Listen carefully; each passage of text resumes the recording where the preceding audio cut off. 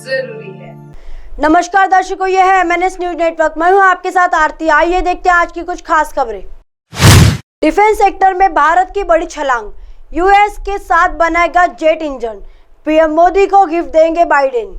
पिछले कुछ सालों में भारत ने मेक इन इंडिया कार्यक्रम पर तेजी से फोकस किया है और ताजा रिपोर्ट के मुताबिक अगर सब कुछ ठीक रहा तो भारत अगले कुछ सालों में खुद जेट इंजन बनाएगा। भारत के लिए ये एक गर्व की बात होगी क्योंकि अभी तक ऐसी टेक्नोलॉजी के मामले में हम काफ़ी पीछे रहे और अगर भारत में जेट इंजन का निर्माण शुरू कर दिया तो ये अगली महाशक्ति बनने की दिशा में बड़ा कदम माना जाएगा।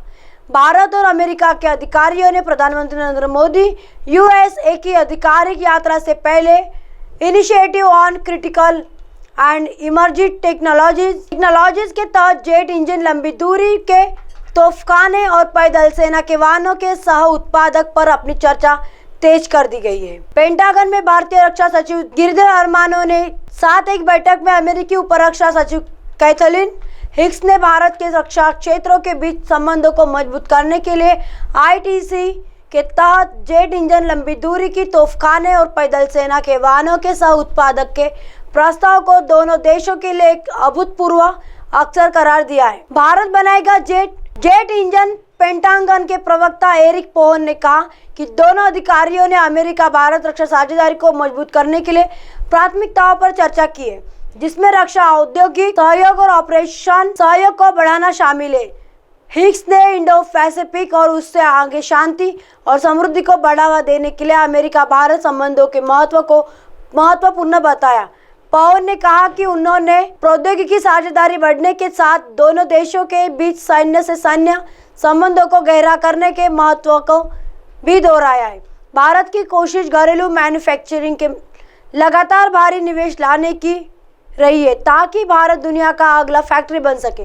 खासकर डिफेंस सेक्टर के भारत का मानना है कि ज़्यादा से ज़्यादा हथियारों के निर्माण भारत में होने चाहिए ताकि घरेलू बाजार का विस्तार होने के साथ साथ आत्मनिर्भर भारत का भी निर्माण हो सके, जिसके लिए अमेरिका ने भारत को लेकर अपना समर्थन फिर से दोहराया है और भारत में जेट इंजन के साथ साथ कुछ और डिफेंस सामान बनाने पर चर्चा तेज कर दी है।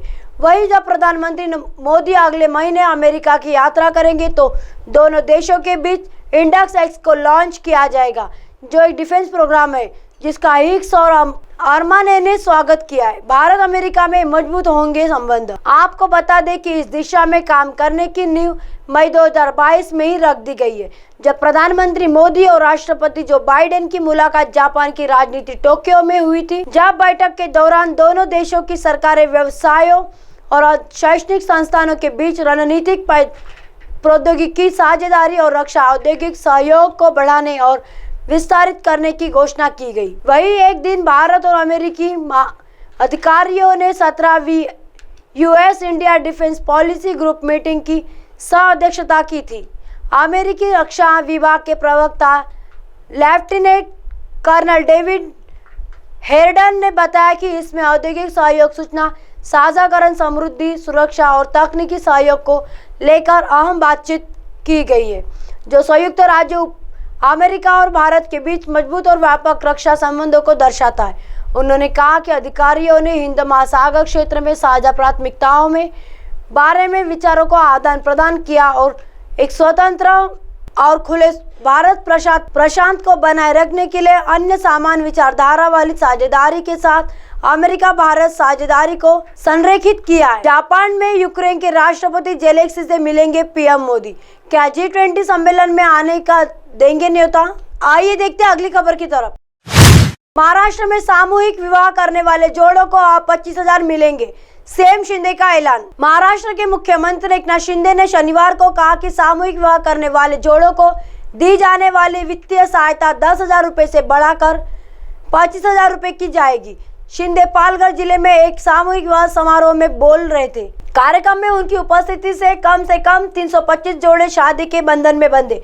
सभा को संबोधित करते हुए मुख्यमंत्री ने कहा कि सामूहिक विवाह समय की मांग है क्योंकि लोग बड़ी शादियां का खर्चा नहीं उठा सकते। शिवसेना UBT प्रमुख उद्धव ठाकरे और उनके परिवार के बांद्रा स्थित आवास मातोश्री की दीवार की मरम्मत के दौरान कुछ दिन पहले एक श्रमिक की मौत हो गई थी, जिसके बाद एक श्रमिक ठेकेदार के खिलाफ मामला दर्ज किया गया। खेरवाड़ी पुलिस थाने के अधिकारी ने बताया कि बुधवार को शिवराम वर्मा 10 या 12 फुट इंची दीवार पर झुकी सीढ़ी के ऊपर था, तभी उसका संतुलन बिगड़ गया और वह गिर गया, जिसके बाद उसे पास के गुरु नानक अस्पताल ले जाया गया। अधिकारी ने कहा, वर्मा की शुक्रवार को अस्पताल में मौत हो गई, जिसके बाद श्रमिकों को ठेकेदार दत्ता पीसल के खिलाफ लापरवाही से मौत के लिए भारतीय दंड संहिता की धारा 304A के तहत मामला दर्ज किया गया। मामले में कोई गिरफ्तारी नहीं हुई है और आगे की जांच जारी है। कांग्रेस के निलंबित नेता से मिले डिप्टी सीएम फडणवीस। महाराष्ट्र के उप मुख्यमंत्री देवेंद्र फडणवीस ने शनिवार को भारतीय जनता पार्टी भाजपा के प्रदेश अध्यक्ष चंद्रशेखर बावनकुळे के साथ कांग्रेस के पूर्व विधायक आशीष देशमुख से मुलाकात की, जिन्हें कथित पार्टी विरोधी गतिविधियों के लिए कारण बताओ नोटिस जारी किया गया और निलंबित कर दिया गया है।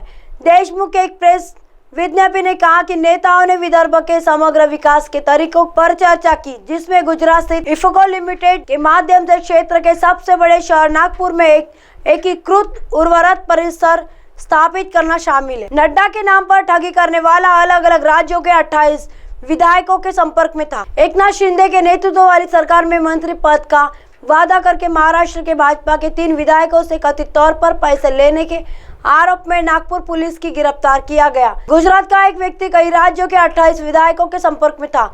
एक वरिष्ठ अधिकारी ने शनिवार को यह जानकारी दी।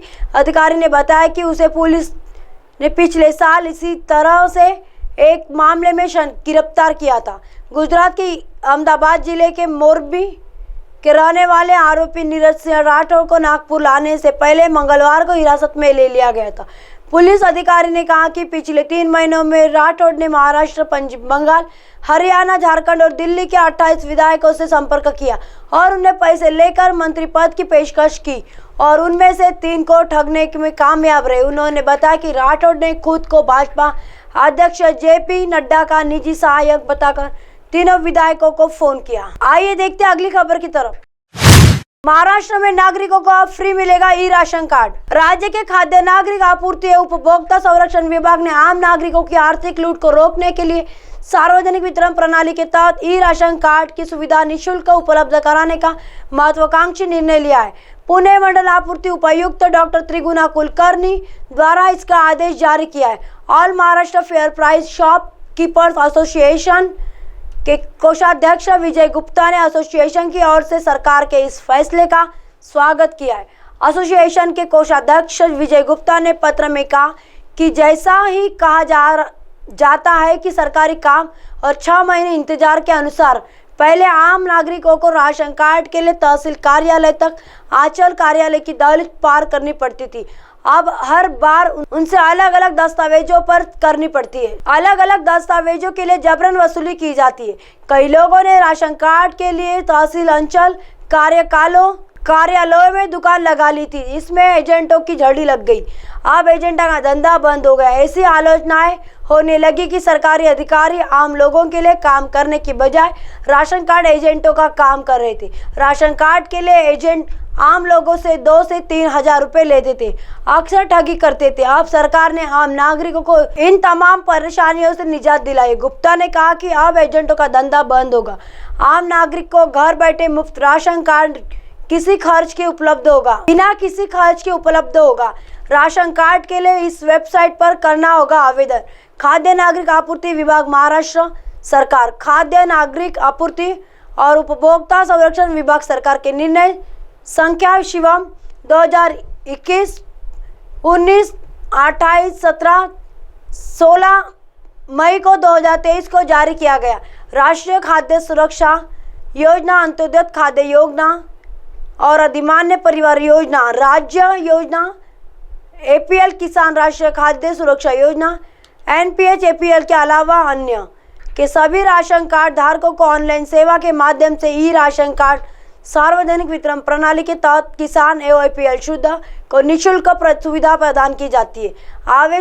आवेदक द्वारा राशन कार्ड के लिए ऑनलाइन आवेदन वेबसाइट पर https://mefud.government.in पर जमा करने के बाद ऑनलाइन ई राशन कार्ड बन जाएगा।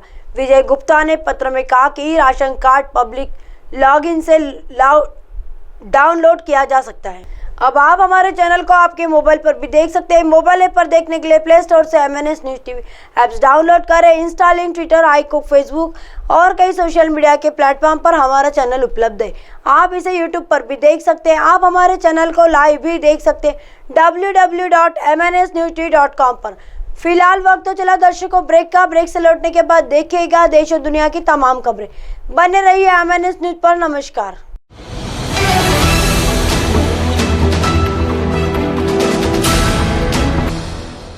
ये है MNS न्यूज़ नेटवर्क और आप देख रहे हैं MNS न्यूज़।